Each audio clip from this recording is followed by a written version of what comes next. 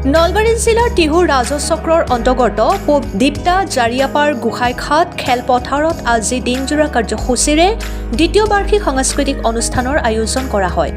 দীপ্তা জাৰিয়াপাৰ যুৱ সংঘৰ সৌজন্যত অনুষ্ঠিত হোৱা সাংস্কৃতিক অনুষ্ঠানৰ পুৱা পৰিৱেশ নিকাকৰণ, পতাকা উত্তোলন, গছপুলি ৰোপণ আৰু বিভিন্ন খেল-ধেমালি প্ৰতিযোগিতা অনুষ্ঠিত কৰা হয়। খেল-ধেমালি অনুষ্ঠানত অঞ্চলটোৰ ভালেসংখ্যক ছাত্ৰ-ছাত্ৰীসকলে অংশগ্ৰহণ কৰে। উক্ত অনুষ্ঠানটোৰ লগত সংগতি ৰাখি সমন্বয় শোভাযাত্ৰাৰ প্ৰীতিভোজন আৰু একক নৃত্য প্ৰতিযোগিতা অনুষ্ঠিত কৰা হয়। সন্ধিয়া সময়ত সাংস্কৃতিক অনুষ্ঠানত বিশিষ্ট কণ্ঠশিল্পী জেকিং ৰাজ, বৰষা কাশ্যপ, নিকিতা কাশ্যপ লগতে RJ অংশগ্ৰহণ কৰিব। অনুষ্ঠানটোত উপস্থিত থাকি সহায় সহযোগ বিচাৰিছে সভাপতি মইদুল ইছলামৰ লগতে সম্পাদক ৰেজাউল আহমেদে। Bureau report, Arunodoi Assam. অসমবাসীক বহুত বহুত ধন্যবাদ জ্ঞাপন কৰিছোঁ। এইটো আশা আমাৰ একচুৱেলি বহুত আগৰ পৰা আছিল। আমাৰ পূব দীপ্তা জাৰিয়াপাৰ অৰ্থাৎ সুৰাদি ভিত্তিত প্ৰথম এইখনে ফিল্ড। এই ফিল্ডখনৰ জৰিয়তে আমি এইটোৱে মেছেজ দিব বিচাৰোঁ যাতে এতিয়াৰ জামানাটো হৈছে কি টেলেণ্টৰ ওপৰত চব নিৰ্ভৰ।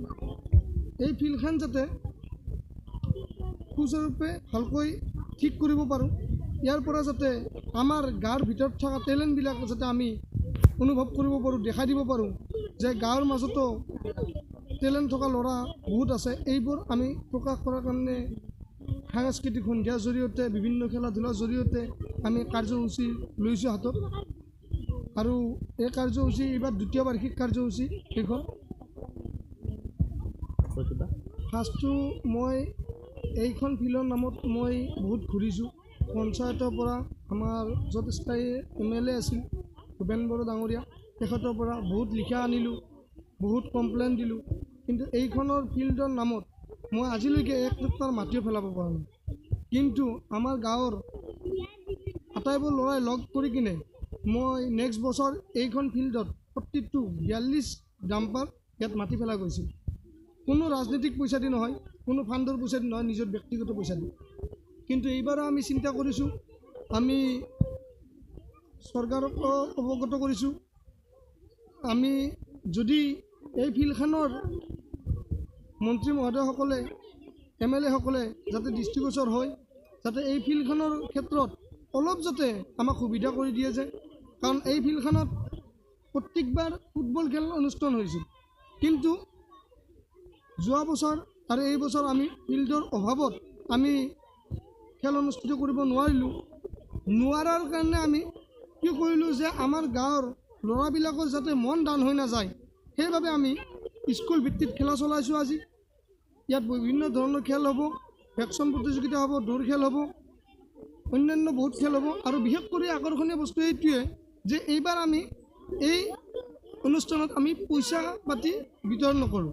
আমি একক নৃত্য পুৰস্কাৰত আমি ৰূপৰ অলংকাৰ গিফ্ট হিচাপে পুৰস্কাৰ হিচাপে আমি পুৰস্কৃত কৰিম।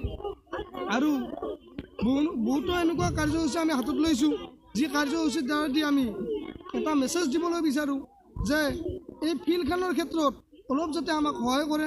আপুনি দেখাব যে এই ফিল্ডখনৰ আমি কিমানখিনি অসুবিধাৰ সন্মুখীন হৈ আছোঁ। অলপ যদি আমাক যদি সহায় কৰে, তেন্তে আমি এই ফিল্ডখনৰ পৰা আমি এইটো বুক ডাঠি ক'ব পাৰোঁ যে টেলেণ্টৰ অভাৱ নাই আমাৰ ইয়াত। আমাৰ এইখন ফিল্ডৰ পৰা আমি অসমলৈ সুনাম কঢ়িয়াই অনাৰ প্ৰতিশ্ৰুতিৰে আপোনালোকক পঠাই দিলোঁ যে আপোনালোকে কমচে কম আমাক এই ফিল্ডখনত যাতে সুযোগ কৰি দিয়ে, যে ল'ৰা ছোৱালীয়ে যাতে ইয়াত দাঁড়িব পাৰে, ল'ৰা ছোৱালীয়ে যাতে ইয়াত বল খেলিব পাৰে, এইবোৰ যাতে প্ৰচেছ আমাক হাতত আপোনালোকৰ জৰিয়তে আমাক দি দিয়ে।